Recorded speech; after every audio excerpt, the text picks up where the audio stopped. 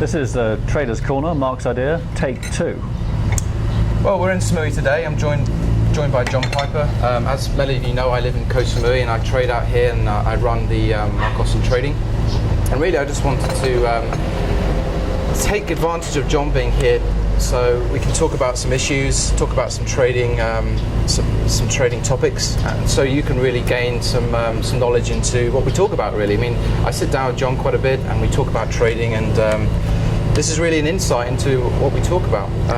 I think that actually one of the interesting points that's come up in the last few days is that this dichotomy between, in fact, the very fundamental difference in the way we trade. I tend to look for big calls, so big moves that take place and can move over, well, months in cases. I mean, we went long of gold on the 30th of December, we're still long of gold, and we may well stay long of gold all this year, possibly, for example. Now, that's very different from the way you trade, Mark. As I understand it, you look for many small profits. Yes, I look for few big profits. Yeah. And you were talking about the fact that too many traders are so desperately at the big moves that they mess up their trading. I find, from experience, I find that the biggest mistakes happen in the market, or the biggest losses happen to a trader when there is this mass psychological push where a big move is expected, either up to the upside or to the downside, and many traders are talking about it and they don't want to miss out on this move, and generally it's the biggest bull traps and bear traps that can occur. But ironically, once the move is open, it's the easiest trading opportunities that arise from these occurrences. So from experience, I would say that if everyone is talking about a large move, don't fear that you're going to miss out on this amazing move. I would stand back and wait for the big move to either happen. It might be in the way that you predict the market's going to go, but at the end of this move, there is generally very easy trades that you can tap into. I think probably that it's important to decide what kind of trader you are, and this comes back to this personality thing that I mentioned, the way to trade.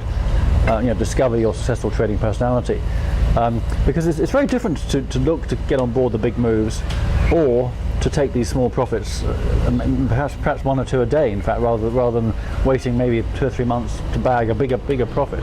And I mean, some traders do both, and I think it's quite a happy marriage, really. And it's actually, I think it's quite important for Mark and I that we both have these two quite different approaches, because it means that we're quite complementary in what we do, I think. Yeah, I mean, it comes down to different personalities as well. I personally, if I'm running a long-term trade, I usually have 2 accounts. So I'll have my short-term account, which I do my short-term trading, and then I'll have a separate account where I will manage longer-term positions. Now, the reason I do that is because in my short-term account, I don't want to be distracted by a position which may be showing a win or a loss. I want to just be starting the day afresh. I don't want to be focusing on positions which are open or closed. So from a recommendation point of view, I think if you do short-term and long-term trading, I would separate the accounts, because it can become quite distracting. Well, also, you'd be closing out you have trouble. Well, no, I mean, you can take longer-term contracts out. Like at the moment, you could be running a March contract or even a December, 2012 contract. But I find personally that if I'm opening my screens in the morning and I've already got positions open, it can distract me from looking at shorter-term opportunities. So I generally keep them separate. No, good idea. It makes sense.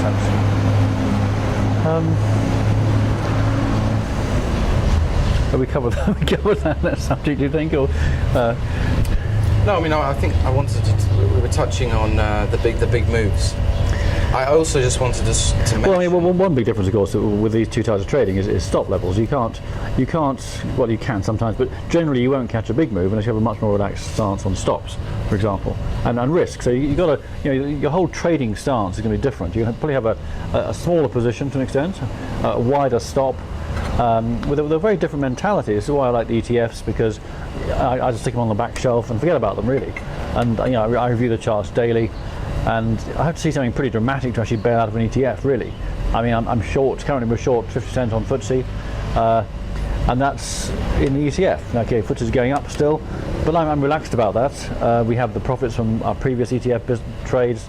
I mean, it wouldn't be the end of the world if someone was a loser, really, but it will come good at some point, and same with the VIX ETFs. I think that's a big benefit with ETF funds.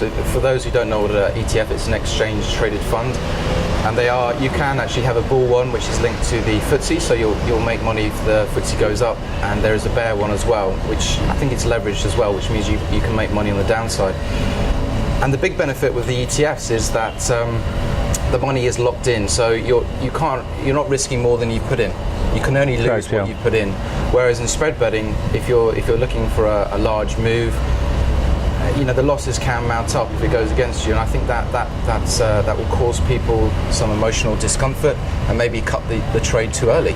So I think from a long-term point of view, certainly ETFs have a lot of merits. The big difference, I guess, to a client with an ETF versus a spread bet is that if you put down a spread bet, and say you're betting £2 a point, then your exposure is £2 a point with your stop level. So if your stop level is 50 points, then your exposure is £100. Yes. With the ETF, to get £2 a point with SUK2, which is a super short, so it's 2 times, you got to put down £6,000. So that is quite a big difference. So if somebody who hasn't got £6,000, the ETF isn't available. But if you have got £6,000, then it's a very relaxed way of trading. Yeah, I mean, the benefit with spread betting is you can leverage up quite high in correlation to how much you have in your account. Subscribers of my service will know that we go in fairly early in the morning and we have very, very low risk, which means that we can leverage up higher. We can leverage up quite high and make some very good returns on some small moves. But I think from a longer term point of view, I certainly moving towards ETFs as well. From a risk point of view and a management point of view, I think it can offer a better way of trading. But certainly from the shorter term point of view, spread betting, I can't find anything better than that. I think every type of trading has an advantage, has something to offer. Having said that, I'm not sure that the IG index VIX alternative, which is the spread bet, the volatility index, does do really, because the VIX is not something you can really time. You have to, if you're looking for a market to start falling, then it's very difficult to get your timing right. And every month you have to roll over, and they charge you 1.5 points thereabouts, which is just too much, really. It's just a ridiculous amount. I've been checking out the options on the VIX, and you can buy a 25 call at around 4. Now that means your profit point is 30. So I mean, even that's not ideal, in fact, because if the VIX goes to 40, you only made 10 points, you only double the price of your option, and you've got time value eking away all the time. And so you get your timing wrong, you've got to buy it again, which means you're probably not making money on. It's quite difficult to get away from the fact that you've got to go with the ETF on the VIX. I mean, there seems to be no real alternative unless you get your timing spot on, which of course is difficult. The dog's joined us again. Yes. Oh joy. Timing is an interesting fact, actually. I mean, a lot of people think that professional traders call these magic turns in the market, and really, many of them don't. Calling the top of a market or the bottom of a market is actually very rare, and usually, if you do pinpoint it precisely, it's more down to luck. It's very, very difficult to call the top of a market. You do get some great short-term signals. I mean, sometimes, certainly the Monday after expiry, you see a good solid selling spike, a good solid buying spike. That can be a fantastic signal, and it can go on a long, long way. If you check back on the charts, you'll see what I mean. I think there were 2 or 3 occasions last year where we had that. Yeah. Well, that might do for today's Traders Corner, do you think, Mike? Or do you want something else? I want to keep going. What? I'm inspired now, John. Oh, yeah, well, please.